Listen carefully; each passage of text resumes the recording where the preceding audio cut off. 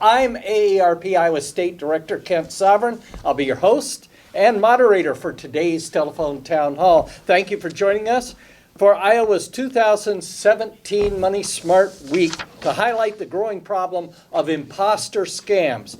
And we're going to answer your questions about imposter scams and share ways that you can identify and avoid being scammed by these ruthless imposters. So, we are pleased to be co-hosting this event with the Iowa Attorney General, Tom Miller. And also we have Jessica Whitney, Special Assistant Attorney General and Director of the Consumer Protection Division, and Consumer Protection Division Investigator Al Perales, with Attorney General Miller for this important discussion. This is an interactive call, so if you'd like to ask a question, now or at any time during this discussion, press *3 on your keypad. That's *3 on your telephone keypad. You'll be connected to one of our telephone screeners. The screener will note your name and your question.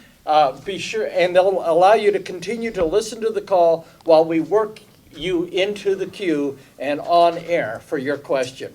In order to get as many questions as possible in this hour, we ask everyone to be as succinct as possible with your questions. If you're joining us online, please submit your question in the chat box on your computer. Again, this is Kent Sovereign, AARP Iowa State Director, and we want to thank you all for joining us on the phone, as well as our Money Smart Week participants at locations throughout the state. From the Money Smart Week Iowa headquarters at the Federal Reserve Board in West Des Moines to the public libraries in Council Bluffs and Dyersville and Lynn Credit Union in Cedar Rapids. Thank you all for joining this call. Today, we're going to focus our conversation on the biggest imposter scams going on in Iowa today. We'll be addressing how to protect yourself from being scammed, and we'll be sharing resources, tips, and websites. So you need to have a paper and a pencil handy for taking notes. Again, most importantly, we want to hear from you. So be sure to press *3 at any time during the call. Submit your questions via chat from your computer. You'll be connected to our screener. So let's get started. It gives me great pleasure to introduce our longtime friend and featured guest, Iowa's top watchdog, Attorney General Tom Miller. Attorney General Miller is serving in his 9th four-year term as Iowa Attorney General. During his tenure, he and his staff have earned a reputation as one of the most aggressive fraud-fighting state attorney generals in the entire country. The Consumer Protection Division in his office has helped thousands of Iowans with complaints about wide-ranging topics, including improper debt collection practices, telemarketing fraud and abuse, charity fraud, predatory lending, mortgage, and vehicle complaints. His office's undercover telephone lines have helped reduce telemarketing crimes that cheat Iowans and people all over the nation. Attorney General Miller has led major multi-state investigations and settlements that have resulted in millions of dollars of consumer relief to Iowans, and changes to mortgage service industry and subprime lenders. Welcome, Attorney General Miller, and thank you for joining us and the more than 8,000 Iowans, AARPA members and participants that are on the phone and across the state this morning. Attorney General Miller. Ken, thank you very much. And excuse me, and thanks to AARP for putting this together, but more importantly, all the work that AARP does to serve the interest of seniors, their members and those that are not members, in terms of a lot of different causes and benefits and activities.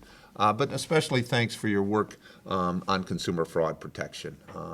AARP has just done a terrific job on that, and we're glad to be here as part of this program, and always glad to talk about consumer fraud and the protection against consumer fraud, because it is so important to Iowans. We're all consumers many times over each day, and the guiding principle of our office is that we get to use the law to serve the interest of ordinary Iowans, and no more does that ever be true than in consumer protection. It's also true in criminal prosecution. But what we get to do day in and day out to serve consumers and use the law to help people is something really important to us. We believe in it, and we get a lot of satisfaction from it. Let me talk a little bit about the overview of consumer fraud in Iowa for just a few minutes. A lot of the frauds we're seeing are relevant to today's topic, imposter fraud. A lot of efforts are to reach people on the phone, usually the phone. It can be other ways, but more often than not, someone who disguises, lies about their identity, tries to create sort of a crisis or an opportunity for people, and then tries to get the money very quickly where it can't be traced and can't be gotten back. Let me talk about three different areas of imposter fraud that have been really topical these days and regrettably somewhat effective. One is the IRS fraud. People call up and claim falsely, very falsely, that they're part of the IRS, and threaten people often with arrest unless they make a payment of a certain amount of money immediately, and do it through a wire transfer, a prepaid debit card, a gift card, something where the money travels immediately and can't be retraced very easily at all. People should know that the IRS doesn't call people like this. They never threaten people with immediate arrest. They don't have the legal authority to do that. Until recently, IRS didn't call people at all. Now they do or are starting to do through debt collectors for fees for money that's owed the IRS. But they will call, they will ask for the money, they'll explain the situation, they'll look for payments through the IRS system. There's no threat of arrest. Another imposter fraud that we've seen a lot of is computer fraud.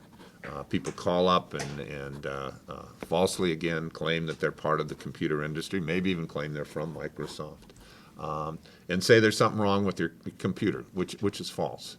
And then they offer to give you the remedy and charge you for that, the upgrade or whatever it would take, even though you don't need it.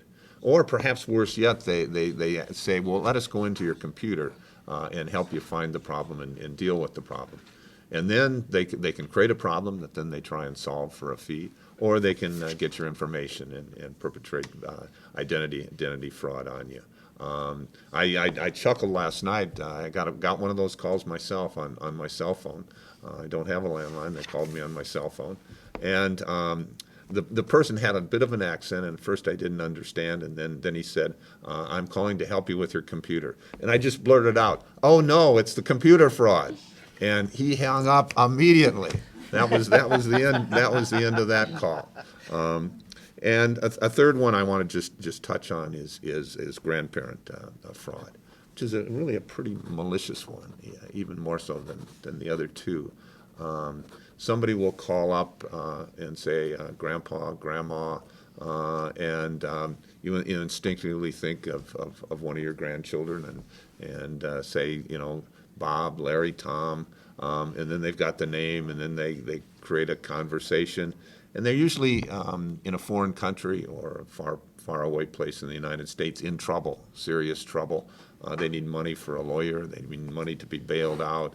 They need money immediately for some other reason. And it's totally fraudulent. Again, what you have to do is check this out, talk to the parent, make at least a few calls to make sure that it really is the person. And again, be very skeptical of the immediate payment. Those are some of the imposter frauds. Also, we see fraud in the for-profit college area where we've done a lot of work. We see it in debt collection. We see some fraud or deception in student loan processing, dealing with student loans. A couple of things we see much less of, or not at all in Iowa relative to other states, is sweepstakes fraud. We've been very aggressive against those that are involved in deception in sweepstakes, and they have virtually left the state.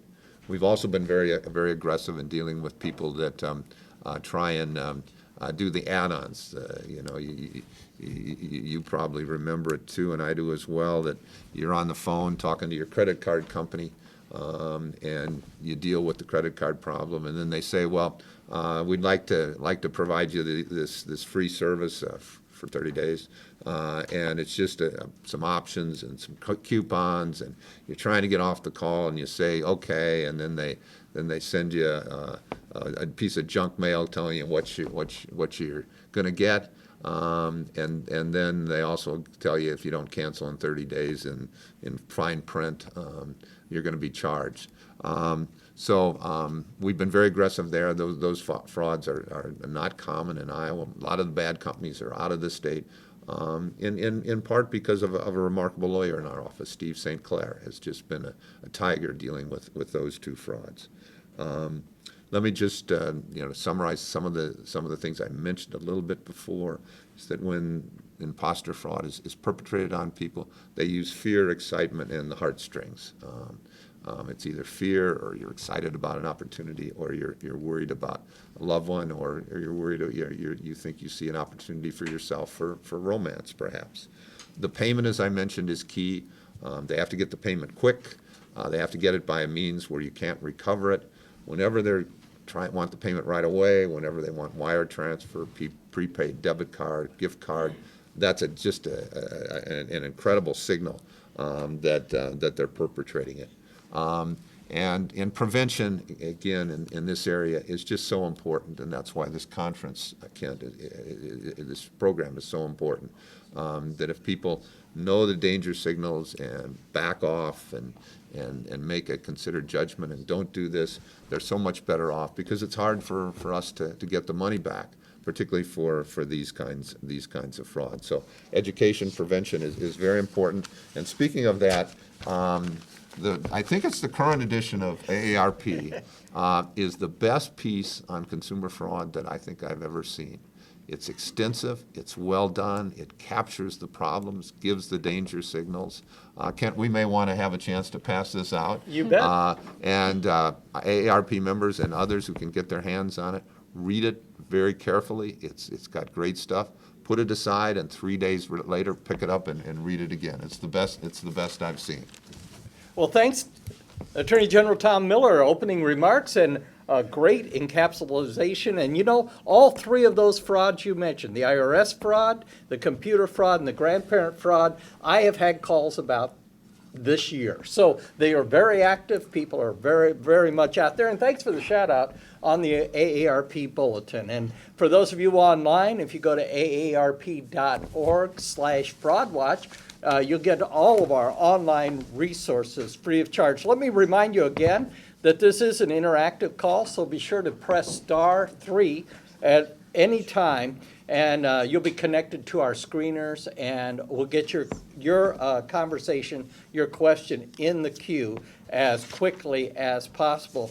If you're just joining us, this is Kent Sovereign, State Director of AARP, and I'm your host today for this telephone town hall featuring Iowa Attorney Tom Miller and his staff.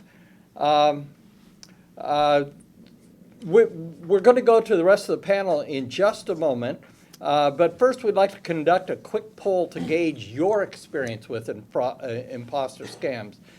You can respond by pressing numbers on your telephone keypad or send a message in chat. During the first 3 months of the year, have you received any of these imposter scam calls? Press 1 on your telephone keypad if over the past 3 months you've had calls from someone either posing an IRS, a computer tech person, or as a friend of one of your grandchildren who needs help. Again, press 1 if you've received any of those calls. If you haven't received any of those kinds of calls, please press 2 now. When the results come in, we'll go back to Attorney General Miller and his staff for more tips on the imposter scams. Director Whitney and Inspector Perales, if you would like to initiate some comments, and one of the questions we've gotten, are these on the chat line, are these imposters in the U.S. or in other countries? They're largely in other countries. That's not to say the U.S. is squeaky clean, but the majority of them are offshore. Cayman Islands, India is a heavy tech scam center, for example. Russia, countries that are hard for us to get to and hard to get your money back. And as General Miller mentioned, they'll have you pay in ways it's almost impossible to refund, and then the money gets shipped out of country. So even if we could track these people down, it renders it very difficult. One of the questions on the chat line, does the IRS really call? I think, Tom, you mentioned, Attorney General Miller, you mentioned that before. Generally, they don't, but now with debt collectors, there will be some calls. Yeah. But it'll be totally different than the imposter call. I presume these third-party debt collectors won't be saying things like, you have to pay right now, or we're going to send police there to pick you up, or that sort of thing. They better not. And you have some information or more recent information on that, Jessica, don't you? Yeah, so this has just started this past week or two that the IRS has used third-party debt collectors. Before you get a call from the IRS, if it's a legitimate call but on behalf of the IRS by a third-party debt collector, you'll get a mailing. So you should get an official IRS letter that will let you know that your account's in debt collection before you get a call. Once you get a call, again, they're not going to ask you to pay right away. They should be directing you to the IRS's official website, irs.gov. They should never ask for payment even to them. The payments should all be made through the IRS. So there'll be some checkpoints, and you can always hang up and call the IRS numbers to get confirmation on that. And again, all that information is available at irs.gov. Never ever pay any IRS bill via the phone. That's our advice. Yeah. Fabulous. And as you mentioned, there's that communication before, so you're not going to get a call out of the blue from the IRS. And I think another thing to note is that the scammer will usually ask you to pay with to wire money, purchase a gift card, green dot card, or something of that manner. They'll usually use those methods primarily because once they have the money, it's very hard getting it back. Right. Yeah. So again, they're going to try to elevate your heartbeat, create a crisis, create immediacy. They're going to try to get you to make a spur-of-the-moment decision. That's right. And we always try to tell people that situation is so strong that many times the victim has tunnel vision. All they can see at the end is winning the lotto or helping their grandchild out or getting out of trouble with the IRS. And all these red flags are going on, but that situation is so strong, and it works. I mean, that's why they keep doing it. And they push and push on the call. There's just a huge amount of pressure. And somebody mentioned calling the IRS to see if it's legit. That's a great idea. And it applies elsewhere. For instance, on the fraud for your utilities. That your utilities are going to be shut off unless you pay me so much in 3 hours. Call the utility company to check it out, to call the company that they claim they're being. Well, I'm glad you mentioned that because so many of the companies are very proactive, as we are, in getting the word out that these scams are active in the state. I know the utilities have been very good about that sort of thing. We're going to go to Pat and Carol in just a moment, just to remind you that if you have a question and you'd like to be on air with the Attorney General and his staff, please press *3. You'll be connected to one of our screeners. Pat and Carol, are you on the line? Yes. Please, go ahead. Yeah, I got a phone call one time that said on my caller ID on my home phone, it came up as my husband calling me. And my husband had died just a month or two before that. And I started crying when I found out. Yeah. And it was a stupid scam. And I still cry about it. Because I'd do anything to get him back. Talked to him one time again. And it was a stupid scam calling from my husband's number to me. And it came up on caller ID as Dennis Brower. And I thought, oh my God. Well, Pat, our heart goes out to you, and I think it just shows how heartless these scammers are. They'll use the technology that any number can appear on your caller ID. I've seen calls into my house that show the police department's number as the caller ID. That's Yeah, correct. Jessica, or Alan, that's spoofing, right?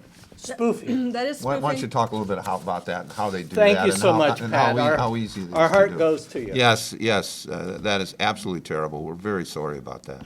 Yes, Pat, super sorry, and that just shows you how good their technology has gotten these days. I mean, it used to be the numbers were randomly generated, the spoofing, the technology that they were using to generate the numbers. Now they've gotten incredibly sophisticated where they can dial numbers that are local to you, related to you. You know, if you're really close to your own number, the technology is that good. We always tell people to screen calls, but when you get calls like that and you think it's from someone you know, it's hard to screen calls and it's hard to use that caller ID because you pick it up and answer. And then as soon as you figure out it's not that number that's calling, just hang up right away is our best advice. I mean, there's a technology arms race where the government and police forces are trying to combat the spoofing, and the spoofing gets ahead, and then there's more technology, and it goes back and forth. And right now, spoofing's got out in the lead lately with this latest leap. So. That's right. We're going to go to Betty in Sioux City in just a moment, but one of our chat questions was, I heard there was a big imposter scam bust in India. Have you heard about that? What happened? And just to remind everybody, if you'd like to ask a question or be online with our guest, press *3 at any time and you'll be connected to our screeners. Yeah. If you want to take that, it's really unusual that they're able to catch people, but they did in this instance, right? They did. It was work between the Indian governmental forces and the U.S. federal government. We're working together, and they busted a huge, hundreds of scammers. There's an area in the capital of India where these tech scams sort of proliferate. I think it's just a couple blocks, and it's just building after building after building. And they've just sprung up, and it's good jobs for the folks over there who can get them. And the feds were able to work with the Indian government and crack down on them and hopefully slow those tech scams down a bit, although the thinking is they'll probably just pop up somewhere else soon. But it's got them for a while, and it's good to get them stopped. Yeah, sometimes scams are located generally in a particular area. Phoenix was a leader, for instance, for really? a long time on telemarketing fraud. And what happens is someone sets up one of these operations and is very successful in deceiving people and making a lot of money. And people that are working there think, well, if he can do that, I can do that. And then they just branch out and set up another operation, and the operation grows, and you have a cluster of fraudsters. And the tech scam in India broke because of an insider, believe it or not. Someone who had been working there, and he thought it was a good job for his family and a good opportunity, and he started working and started the calls, and he just couldn't believe what he was doing. And he kept reaching out to folks in the federal government because I think he was not believed right away. But eventually he got to someone, and it was just that sort of power of his sort of conviction and persuasion, and then the two governments working together. Yeah. And isn't there sort of a culture there of sort of allowing this or looking the other way to some extent? Yeah, there had been a sort of permissive culture. People, I don't think, quite knew what it was. It was wrapped in technology, and it was going out of the country, so they weren't doing it in country. And yeah, I think there was a lot of turn the other way, and certainly there were financial incentives to do so. It was creating very good jobs. They were paying their employees very well compared to what an average wage was. We're going to go to Betty in Sioux City. Betty has a question on charities, and I remember when a few years back there were a whole raft of veterans-oriented charity frauds going on. Betty, are you on the line? Yes, I am. Please go ahead with your question or comment, Betty. I have a comment and a question. Okay. But I'll do my comment first, because a few years ago, my husband and I received a check in the mail for $3,000, which really, at the time, we really needed the money. But we decided not to cash the check because it was indicated that it was from a company and a prize from a place that we never even entered. And so we decided not to cash the check. We shredded it instead. Come to find out that there was these checks that were going around here in Sioux City, and one person decided to go ahead and cash the check and ended up getting arrested because they thought she was committing a fraud on the bank. Turned out these checks were no good. So that's just something that was generated a few years ago. But my question was on can you tell between the mail and phone on these charities that keep wanting donations. How can you tell when they're real charities and when they're phonies that are using maybe taking over some other charitable name or a similar name that makes it appear to be real? How do you know when you should donate and when you shouldn't? How can you tell the difference? Well, that's a great question. You know, we always tell people that when you get calls like that, asking for money from a charity, we always say double check, double check, double check. Do your research. You can call our office. One thing you can ask them is ask them for their name, ask them for their address, and many times, unfortunately, entity that's out there to defraud you won't give you that information. Also, you can go to www.give.org, and that website is a great website. It's www.give.org, and you can go in there, you can enter the name of the charity. It'll tell you a little bit about the charity. It'll tell you how much money, if you give $10, how much money goes to the actual charity and how much goes to the entity that's helping raise the money. So my suggestion would be, again, to just research, do a little homework before giving. And also, I'm a big believer of just giving local. You know, going somewhere here at your hometown where you can give and take it to the doorstep or just mail it locally, and your money, you know, is going to a good place and being used for what it's supposed to be used for. Al, thanks very much for that. And that give.org site is just excellent. Great information on there. We're going to go to Michelle in Elkader, who has a great, well, not a great story, an interesting and sad story to tell. Michelle, are you there? I am here. Thank you for joining us on the call. You have Attorney General Miller and his staff on a line here. Please go ahead. Thank you for letting me share this story. My mom was actually scammed with a Facebook romance scam twice in the last 6 months. It all kind of started, she put on her Facebook status that she was widowed, and it took no time at all for somebody to try contacting her and friending her, and telling her what she wanted to hear, you know, that they loved her and stuff like that. Anyway, they had convinced her to send money by Western Union to 2 different locations within the state, or within the United States. But it seems that this money was actually probably going to other people that were getting scammed also, and then that they would send that money out of the country. So Michelle, how did you learn of this? Oh, so the first time around, she had told me she was talking to somebody or messaging somebody on Facebook, and she was very excited about it. And when I looked at their status, they had no friends. They had no posts. Their picture wasn't even there. It was a picture of a dog. So I reported that, kind of shut that down. I thought that was the end of it. She wasn't very happy with me about it. And then I received a couple weeks later, I received a call from our local bank, and they said, your mom just withdrew a large sum of cash. And when they questioned her, she said she was sending it to a family member in Texas. And when they said who that was, I knew that family member would not ever ask for money. So I was able to immediately go down and get that money back from her. She was ready to send it out by UPS. Well, Michelle, that is heartbreaking and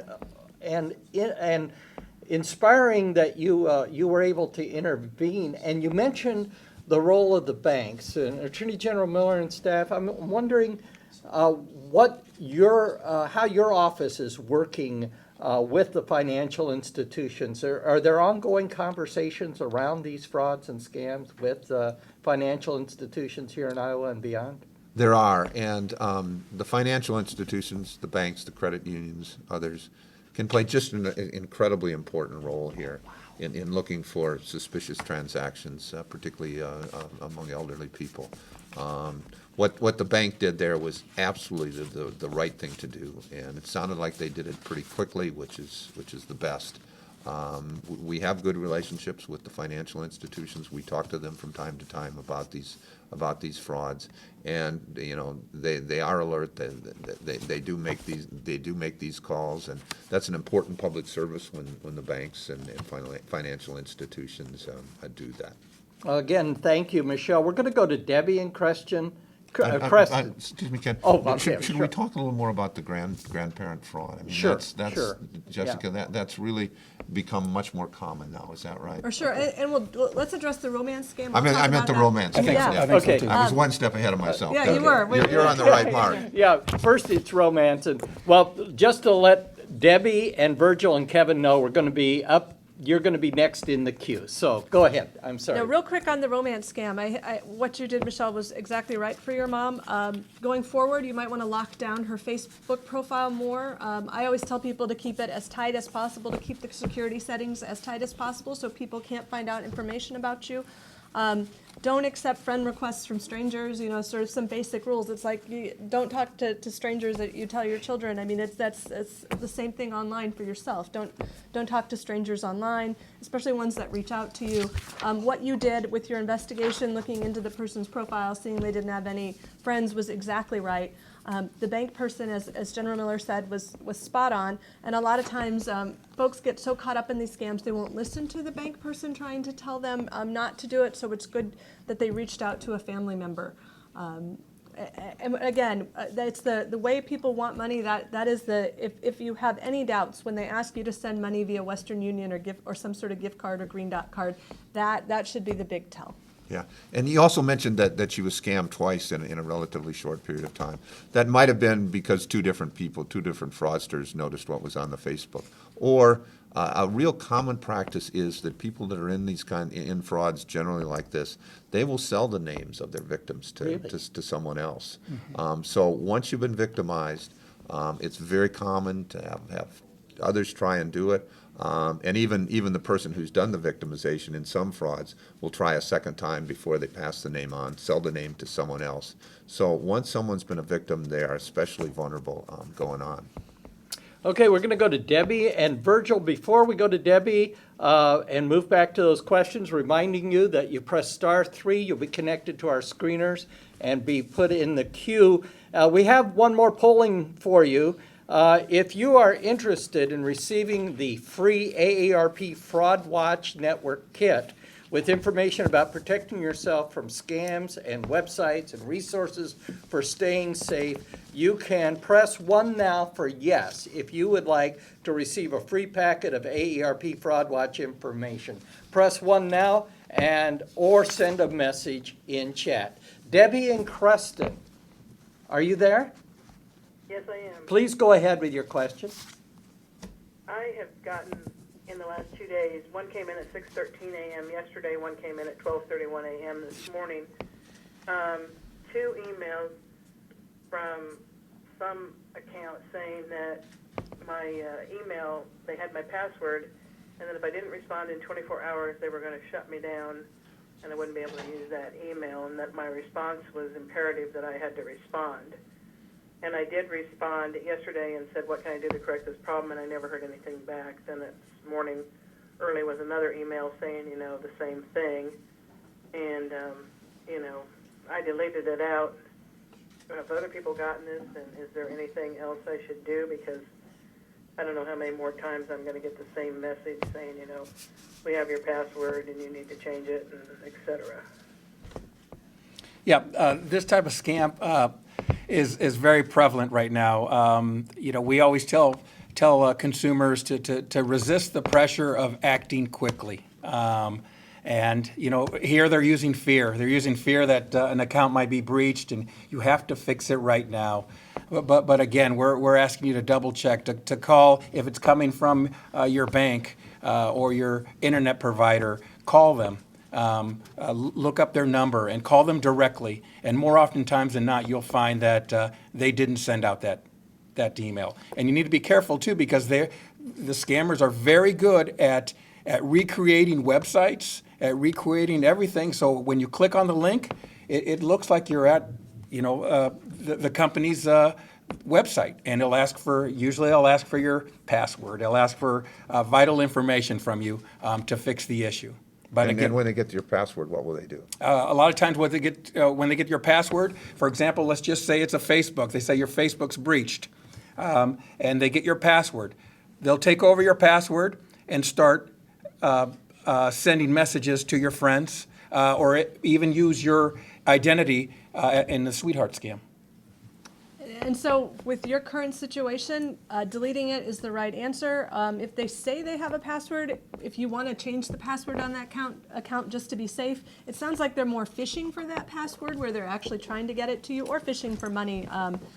Either way, if you want to be safe, change the password, delete the email, ignore any future emails like that, mark them as spam if you can on your email system. I know it's a horrible pain because we do it here all the time, and that is every 90 days, our enterprise says you must change your password. And I know that it's a pain, but that's probably pretty good advice on all the accounts that Yes. you have, right? Whether that- it's that- Facebook or LinkedIn or any of those. That is a very good idea, but also to not use a child's name or your pet's name, and always try to use capitals and symbols in the password. Yeah. We're going to go to Virgil, then Kevin, then Diane in Watkins. Just a reminder that if you have a question or a comment for our guest, Attorney General Tom Miller, and his staff, I'm Kent Sovereign from AARP Iowa. You're on a telephone town hall about imposter scams. Press *3 at any time. You'll be connected to our queue and our screeners and be placed in the conversation. Virgil from Bellevue, this is a great question, I think, because I want to know the answer to this one. Virgil, are you there? I am. All right, go right ahead, please. Well, I'm registered on the Do Not Call registry, and of late, I've been getting more calls than ever. Credit card relief, winning trips, repair my computer. Is there anything else I can do beyond registering on the Do Not Call? The Do Not Call list, it is a great, they do great work. But the problem is that you still have entities, individuals out there that are going to break the law. My suggestion, what I always tell people is that if you have caller ID and you don't recognize a number, it's not your brother Bob or your sister Susie or Dr. Anderson, do not answer the call. Don't answer the call. Resist to answer the call. I come from an era when the phone rang, it was almost like a knee-jerk reaction to answer the phone right then and there. And my suggestion would be to check the caller ID, and if you don't recognize it, don't answer it. Even if it's local, don't answer the call. Because more often than not, believe it or not, it's very sad to say that the home phone has just become an avenue for scammers to get in contact with you. And if you can kind of weed them out by checking your caller ID, that would be a great that would help you out so much in resolving a lot of the issues. Also, there are a lot of people out there that say, well, you know what? I don't have caller ID. I can't check. And if you don't have caller ID or if you don't have a message machine, answer the call. And if you don't know who it is, don't say anything and hang up. The bottom line is that you have to be consistent. In anything you do, just be consistent. Either don't answer calls that you don't recognize, or if you do answer them and you don't recognize the voice, just hang up and don't say anything. As General Miller noted about the scam lists of people selling your information, if you answer the call, even just answering will a lot of times get you on a list where they know you'll bite at least on the call and they can get you on the line. And Al's right, don't say anything. We've had across the country spring up where they try and get you to say yes, and again, they're using technology to try and show that they've hooked you into a scam. So it's better not to talk at all, or at least avoid the affirmative. So. Well, I know that organizations like AARP are very careful to have our members opt out if they don't want to receive calls, and we toe the line. But if I'm a scammer out there, I don't think I'm going to care what the law says about the do not call registry. Is that right? Kevin in Sac City has a question that kind of bounces off of what Al's latest comment was. Kevin, are you there? Yep. Go ahead.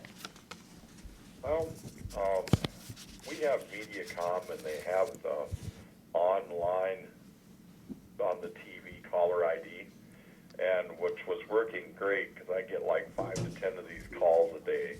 So we turned the ringer off on the phone and just let the answer machine, and then when somebody does leave a message, you can hear the answering machine. Well, that was working great, but like a couple others said, now they're spoofing numbers of people that I actually know in town. Then you go and pick it up, and there's a lot of people that don't like leaving messages. But my question was, does anybody know of any technology, like if you call a business and it says to be connected to your party, dial such and such, is there something where when you get a phone call, you can put on your phone to continue your phone call, press 1 now, and otherwise it won't come up over your phone. They have to physically push a number. That would get rid of a lot of the bot calls. Is there something like that out there? My suggestion would be to contact your phone provider. Many phone providers provide services like that for a minimal cost. When someone calls your phone, it says we do not accept solicitations. If you're not a solicitor, please press 1 or something to that effect. It has a block before you enter into the phone call. But also with cell phones, smartphones, there are many apps out there. Some of them are free that you can put on your cell phone to kind of minimize these robocalls and scam calls. And the FCC and/or FTC had a contest for an app designing it to block these robocalls, and I think that was about a year ago, and they had a winner for that. We never endorse any product as a government agency, but you can go to those websites to see the winners and see what's out there. Again, be careful when you're putting things on your phone, so always do your research, but there is technology out there. That's correct. We've got Diane from Watkins and Molly from Ames and Barbara from Glenwood on the line in the queue, reminding you that this is an AARP Fraud Watch call with Iowa Attorney General and his staff, Tom Miller. Press star 3 at any time if you have a question or a comment, and you'll be placed in the queue. Diane, this is a great question. Diane in Watkins, are you there? Yes, I am. Oh, please go ahead. I received a letter in the mail from Portugal, and it says that I am a lottery winner of $4,500,000 American US dollars. And all I need to do is to contact a foreign operations manager, and they give me a phone number to call. And they also give me an email address that I can use if I want to use the email address, and they will help me set up a bank account for them to put my winnings in. What do I do about something like this? I mean, I've got to physically have a letter sitting here. Do nothing. Do absolutely nothing about it. It's a fraud. It's a classic fraud. It's the winning lottery fraud. What they've told you, you've won a lottery. $4 million. They want you to set up a banking account with them. At some point, they're going to ask you for some money, a small amount of money relative to $4 million, but a significant amount of money, probably a few thousand, either for taxes or to set up the account. And the whole idea is to think, well, $4,000 relative to $4 million, that's a good investment. They will steal that $4,000. You will never see it. You will never see the $4 million lottery prize. It's a classic. And it comes from all different countries. I get them from Ireland all the time. Spain, Portugal, you name it. A lot of them originate in Nigeria. Yeah. Organized crime in Nigeria is the leader worldwide in consumer fraud, and it's a corrupt operation. The laws are not enforced by the Nigerian government against these just terrible fraudsters. Well, going back to the computer scams, the computer fraud, Molly from Ames and Jeannie from Donaldson had similar question. Molly, Are you on the line? Yes, I am. Please go ahead with the Attorney General, Tom Miller, please. Thank you. I wanted to let you guys know and confirm that this is a scam, hopefully, that I've been getting calls that say that our Microsoft program isn't working and that they've gotten an alert and that they need to talk with us about fixing it. And I've gotten lots of calls. They call frequently. And I tell them that I don't use Microsoft. I have an Apple computer, and I hang up on them.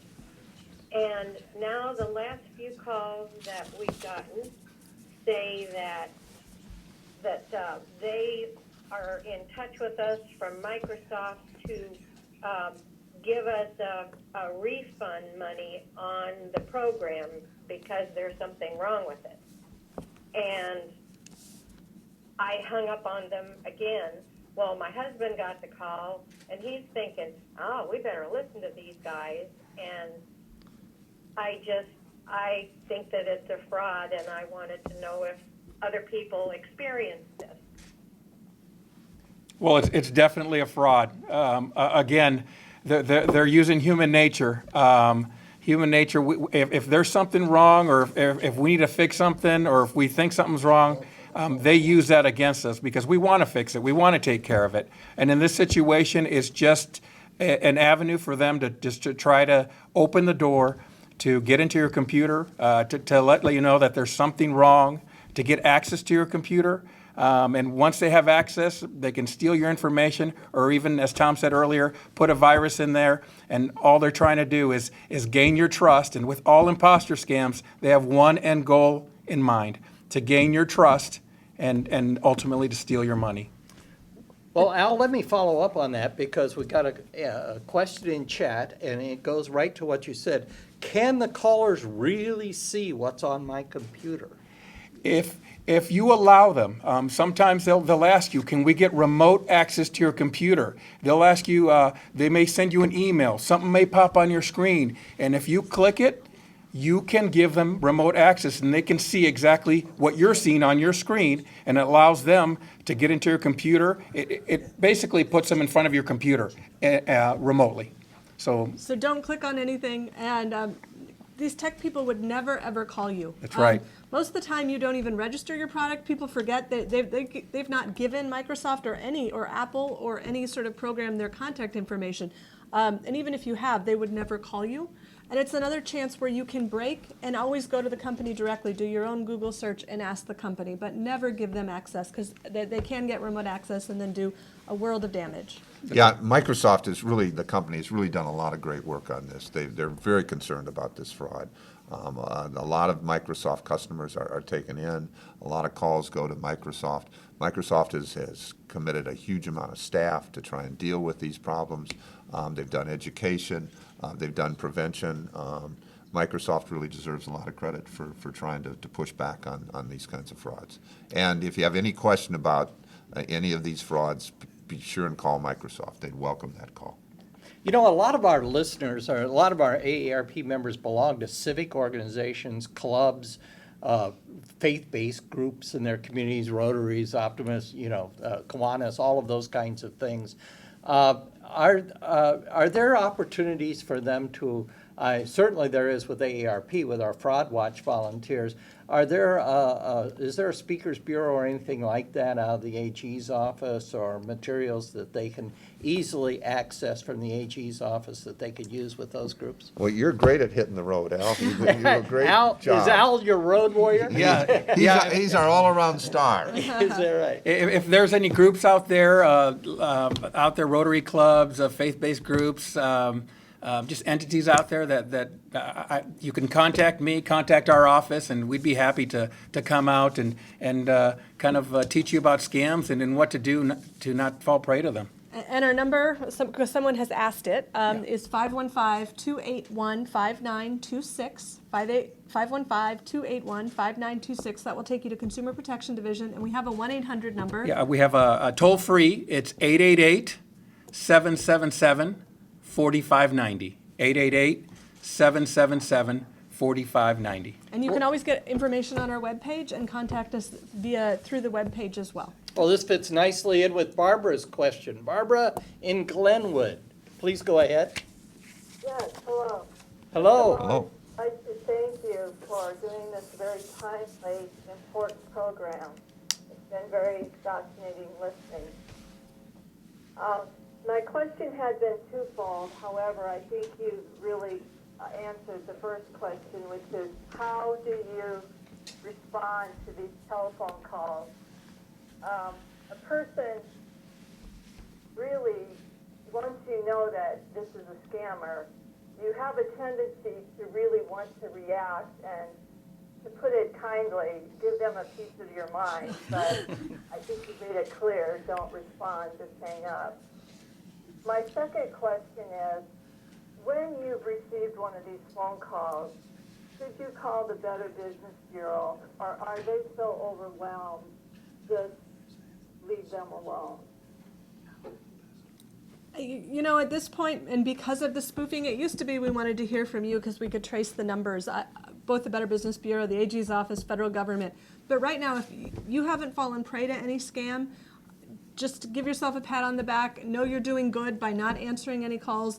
And don't worry about reporting it. If you've lost money, that's when you can report it. You could reach out to our office, although we work with we then forward your stuff on to the federal government. There's a group called ic3.gov that has those sort of resources to try and track down this money. But right now with the spoofing technology, really they are so overwhelmed and the number won't do them much good at this point. I will give a BBB a tip of the hat. Just as our AARP.org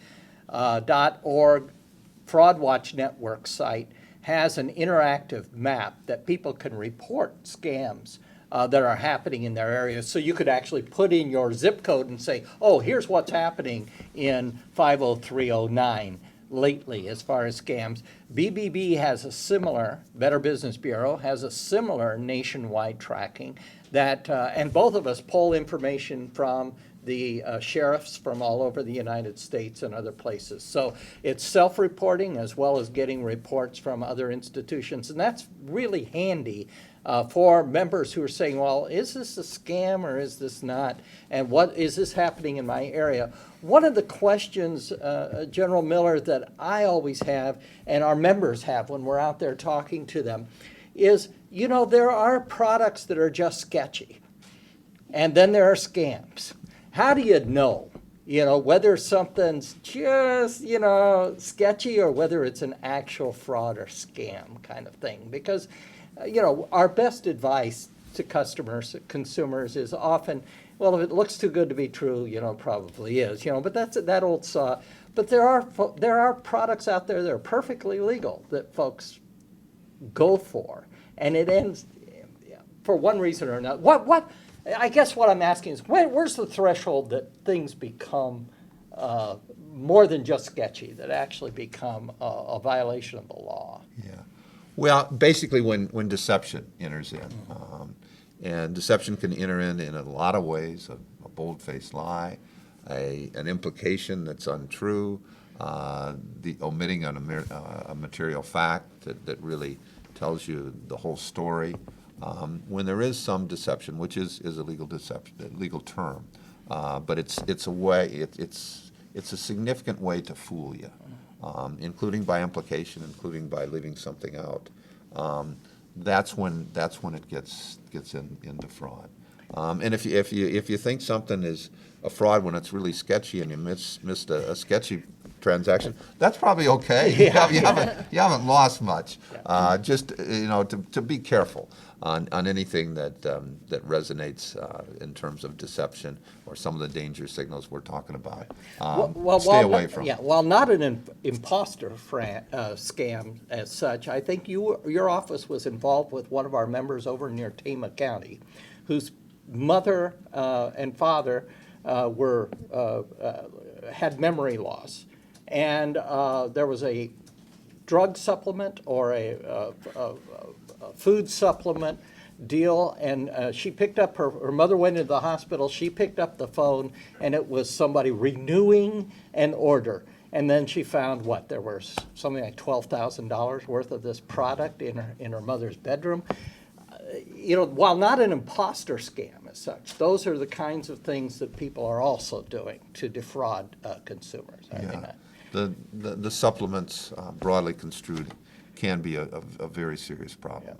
The deception is enormous sometimes. And keep in mind, Iowa has a really good law on that. The law is that if anybody makes a claim about something like this, they have to have a basis in hand that shows that it's true. They can't make it up out of thin air. They can't lie about it. They have to have that basis. So we really do have a good law.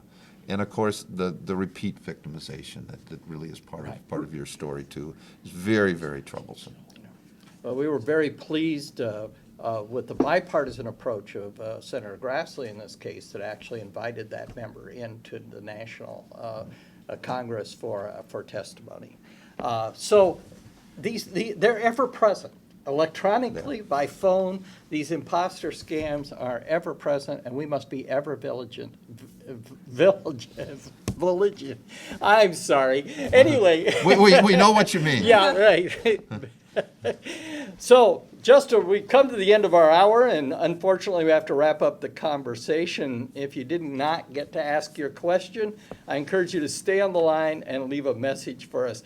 You can also leave a message if you'd like to hear more about fraud protection, become a Fraud Watch volunteer, an educator, make a presentation in your community. Just stay on the line after the call, leave a message. Someone will call you about hosting a Fraud Watch seminar in your community. I'd like to thank again our special guest, Attorney General Tom Miller, Special Assistant Attorney General Jessica Whitney, and Investigator Al Perales for being here with us on this call. Your tremendous efforts on behalf of Iowans to keep Iowans safe from fraud every day of the year are inspirational. We'd also like to thank each and every one of you, the thousands of AARP members from across the state who joined us on the line this morning for this important conversation, the webinar, and the video broadcast. I apologize if we weren't able to answer all of your questions, but please stay on the line.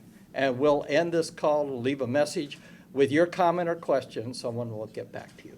Attorney General Miller, would you like any closing comments before we sign off? Just to say, thank you to you and AARP for putting together this forum. It's been a terrific forum. I think the questions have been especially good and went to the gist of some of the frauds, covered many of the basic frauds.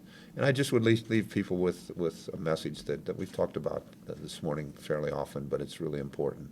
And that is that when they try and capture your attention by fear, excitement, or heartstrings, that's a really good sign that you're being led down the way to fraud.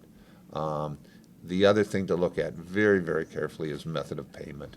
The method of payment is a real tip-off for fraud and is unnecessary for a legitimate transaction.